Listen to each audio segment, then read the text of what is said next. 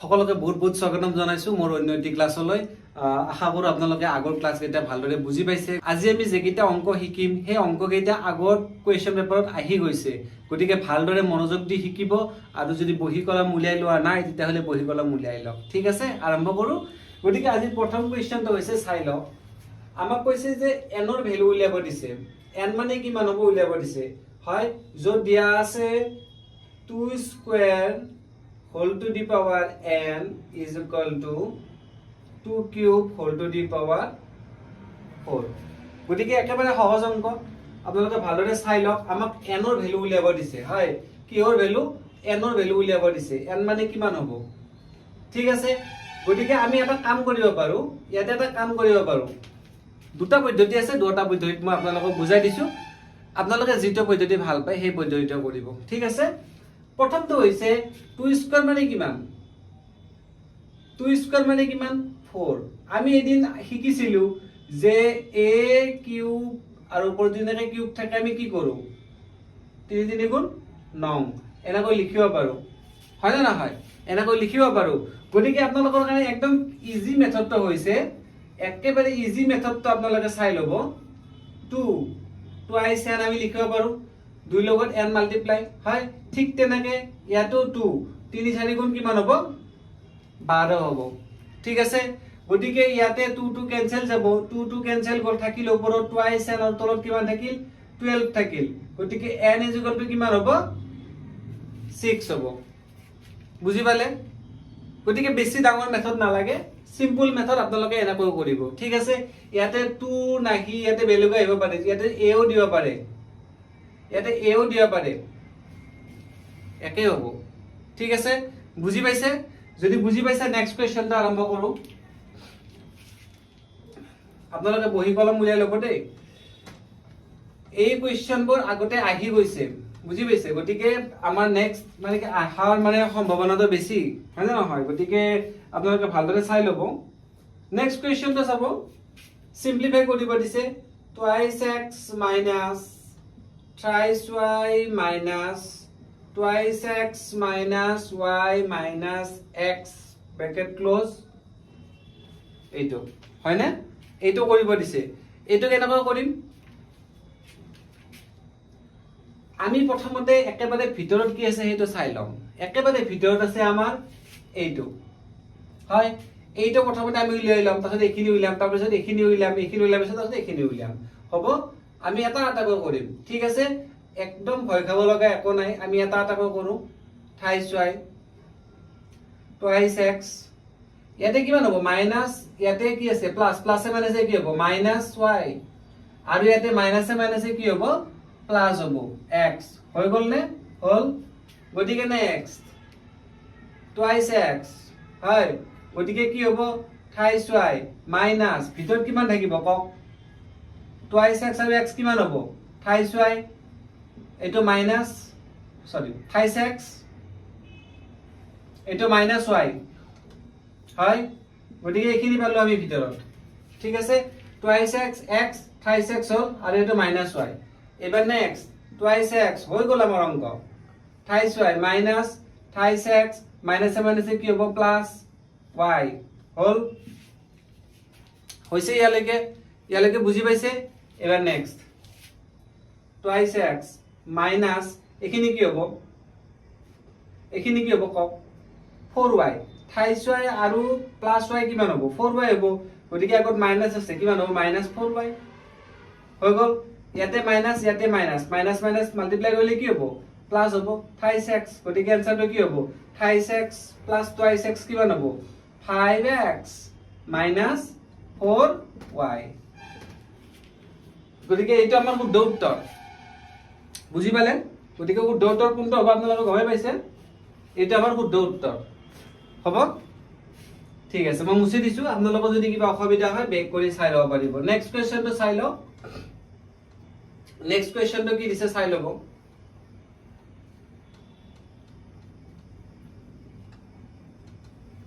আমাক কি উলিয়াব দিছে নেক্সট কোৱেশ্চনটো what is the simple interest on 1200 at 6% per annum for 146 days 146 days বুলি কোৱাৰ লগে লগে বহুতৰ মানে ইয়াতে কেনা লাগি যায় 146 ডেজ বুলি কৈছে, গতিকে অসুবিধাটো আমাৰ ইয়াতে ওলাই। কিয় ওলাই? কাৰণ আমাক যে ইয়াতে যে ৰেট অফ ইন্টাৰেষ্টটো দিয়া আছে 6% দিয়া আছে পাৰ এনাম, মানে 1 বছৰৰ কাৰণে দিয়া আছে, হয়। কিন্তু আমাক ইয়াতে কিমান দিনৰ কাৰণে উলিয়াব দিছে? 146 ডেজৰ কাৰণে উলিয়াব দিছে, হয়।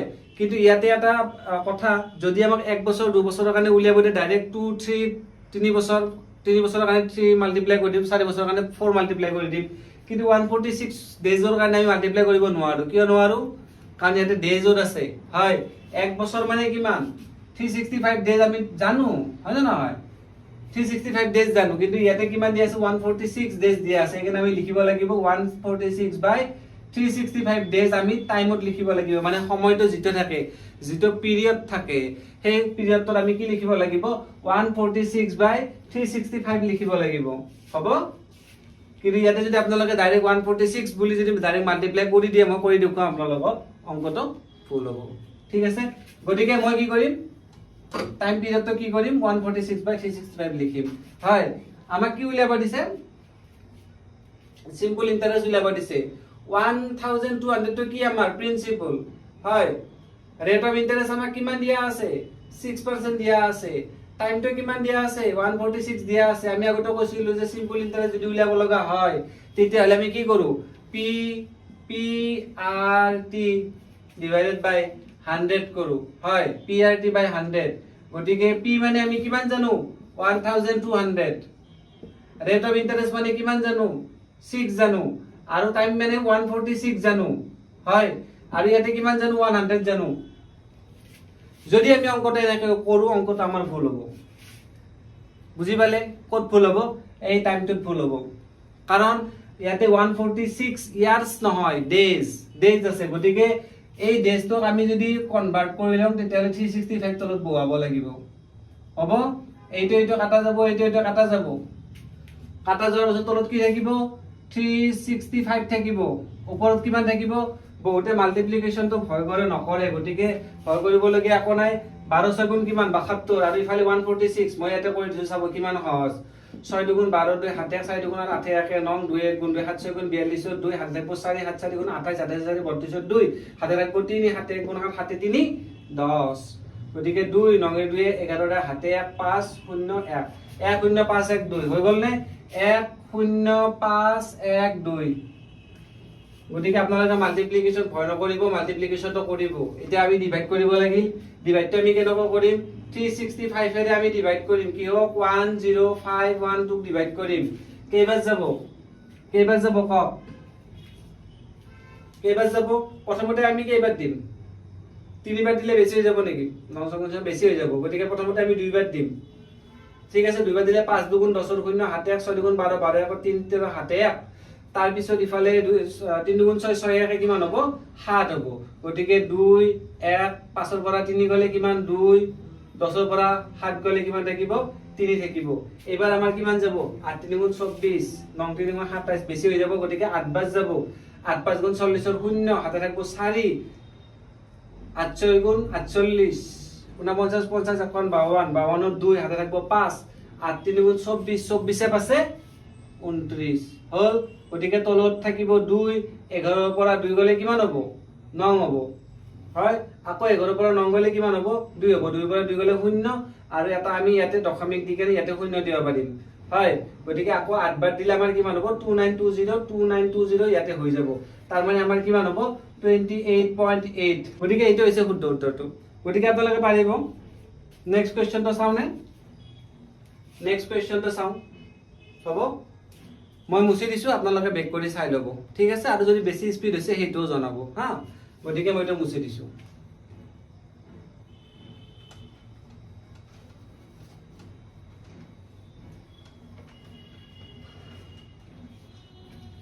In a triangle ABC, C দিয়া আছে, C দিয়া আছে thrice B is equal to twice এনেকৈ দিয়া আছে angle A plus angle B।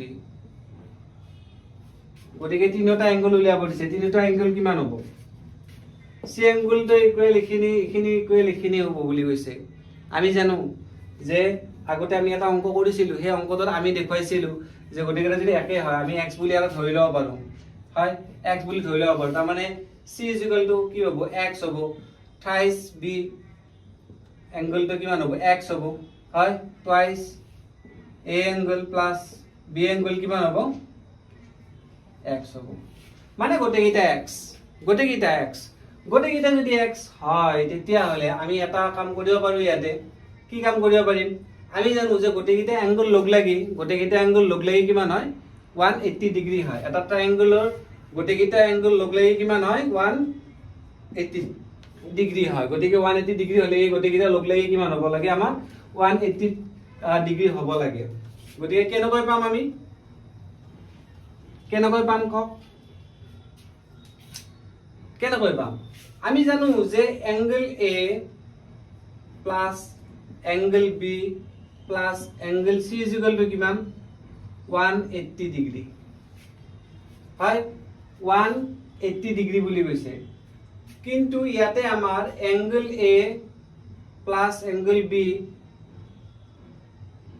Plus angle C মানে কিমান x ধৰিছিলো আমি গতিকে আমি ইয়াতে x ধৰি লম ইজ ইকুয়াল টু 180 ডিগ্ৰী ঠিক আছে এই x তো আমি ইফালে লৈ যাম angle A plus angle B থাকিব ইয়াতে এইটো আমি ইফালে লৈ যাম হল ইয়াতে যদি 2 এটা মাল্টিপ্লাই কৰি দিও ইয়াতো কৰি দিব লাগিব হয় ইয়াতে 2 মাল্টিপ্লাই কৰি দিয়াৰ লগে লগে এখিনি মানে কিমান হয় x হয় এখিনি মানে কিমান হ'ল 360 ডিগ্ৰী মাইনাস ইয়াতে কিমান হ'ব টুৱাইস x হ'ব হয় এই টুৱাইস x টো আমি ইফালে লৈ আহিম কিমান হ'ব প্লাস টুৱাইস x 360 ইয়াতে কিমান হ'ব থাইস x ইজ ইকুয়াল টু 360 গতিকে x ইজ ইকুয়াল টু কিমান হ'ব আমাৰ 120 আমি c টো পালো c মানে কিমান পালো 120 ডিগ্ৰী পালো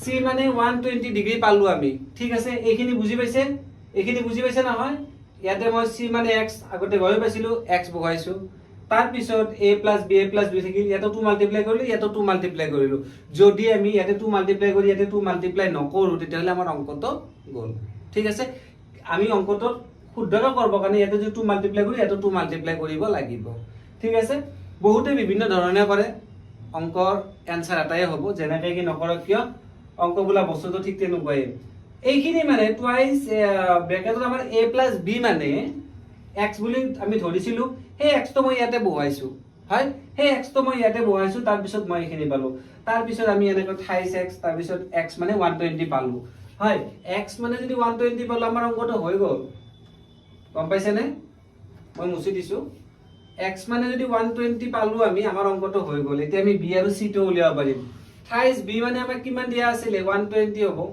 x দিয়া আছিল x মানে 120 therefore b is equal to কিমান হ'ব 40 ডিগ্ৰী হ'ব হৈ গল ঠিক তেনেকৈ যদি আমি এখিনি কৰো টুৱাইস a